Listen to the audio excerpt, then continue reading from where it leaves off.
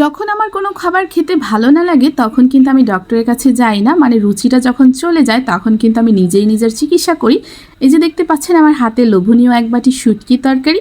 এভাবেই হচ্ছে আমি যে কোনো একটা শুটকির রেসিপি করি, আর আমি ওই দিন কিন্তু সবচাইতে বেশি করে ভাত খেয়ে ফেলি। তো আসসালামু আলাইকুম এভরিওয়ান, সবাই কেমন আছেন? আশা করছি ভালো আছেন। যে যেখান থেকে আমার এই ভিডিওটি দেখছেন জানাচ্ছি অসংখ্য ধন্যবাদ। ভিডিও দেখতে দেখতে যদি কোনো অংশে কোনো পরিমাণে ভালো লেগে যায় তাহলে কিন্তু আমার ভিডিওটিকে শেয়ার করতে ভুলবেন না, আর পেজটাকেও কিন্তু ভিজিট করতে ভুলবেন না। যাই হোক, এখানে দেখতে পাচ্ছেন আমি বড় সাইজের একটা শুটকি মাছ পুড়িয়ে নিচ্ছি। এই শুটকিটা যেহেতু ফ্রিজে ছিল তার জন্য কিছুক্ষণ নর্মালে রেখে দিয়েছিলাম, আর তার জন্য কিন্তু পুড়িয়ে নিচ্ছি। আপনারাও কিন্তু সেম কাজটাই করবেন, আর নয়তো মাছটার সঙ্গে কিন্তু মাছের খোসাটা লেগে যাবে, তাহলে আপনি পরিষ্কার করতে পারবেন না। আর হ্যাঁ, মাছটার নামই তো বলা হয়নি, এই শুটকি মাছের নাম হচ্ছে ঘইনা শুটকি। এই শুটকিটা খেতে কিন্তু খুবই মজার, তবে একটু প্রসেসিং করতে কিছুটা একটু কষ্ট হয়, কিন্তু আমি যেভাবে আজকে প্রসেসিং করেছিলাম সেটা ফলো করে যদি আপনারা ট্রাই করেন তাহলে কিন্তু একটুও কষ্ট হবে না, বরঞ্চ যখনই এটাকে করে খেতে ইচ্ছে করবে আর কি, তখনই করে নিতে পারবেন যে কোনো সময় অনায়াসে। তো এই যে দেখতেই পাচ্ছেন আমি হচ্ছে ঘইনা শুটকিটা মাছটাকে আর কি এই সুন্দর করে পুড়িয়ে নিলাম, আর তারপর হচ্ছে একটা ছুরির সাহায্যে সুন্দর করে ঘষে ঘষে উপরের খোসাগুলো উঠিয়ে নিলাম। দেখতেই পাচ্ছেন কত সুন্দর পরিষ্কার হয়ে গেছে, আর কতগুলো পরিমাণের ময়লা হচ্ছে আমি বের করে নিয়েছি।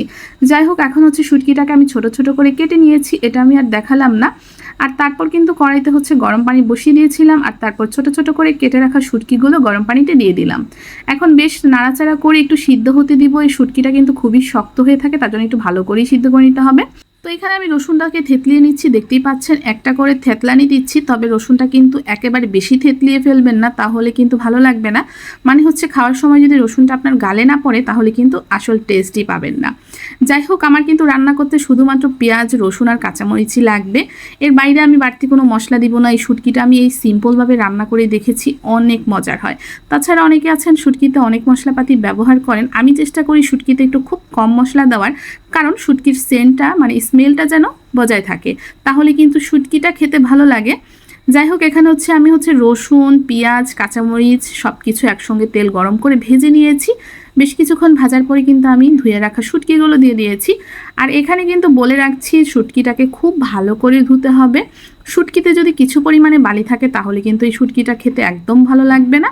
যাই হোক, এখানে হচ্ছে শুটকিটা দিয়েও আমি সুন্দর করে ভেজে নিয়েছি, আর দেখেই বুঝতে পারছেন শুটকিটা কত ভালো করে ভাজা হয়েছে।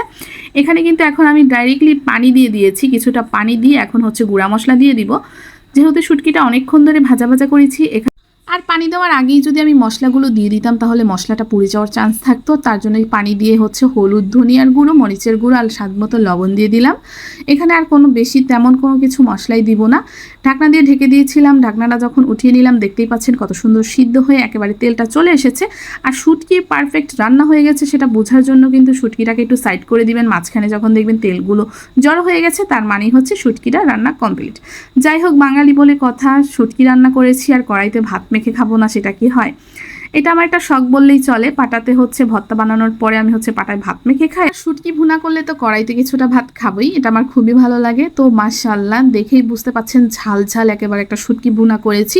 যেহেতু বাচ্চা বা বাচ্চার বাবা কেউই এই রান্নাটা খাবে না, তো নিজের জন্যই করেছি মন মতো করে, আর পেট ভরে ভাত খেয়েছি। তো ভালো লাগলে পাশে থাকবেন। আল্লাহ হাফিজ।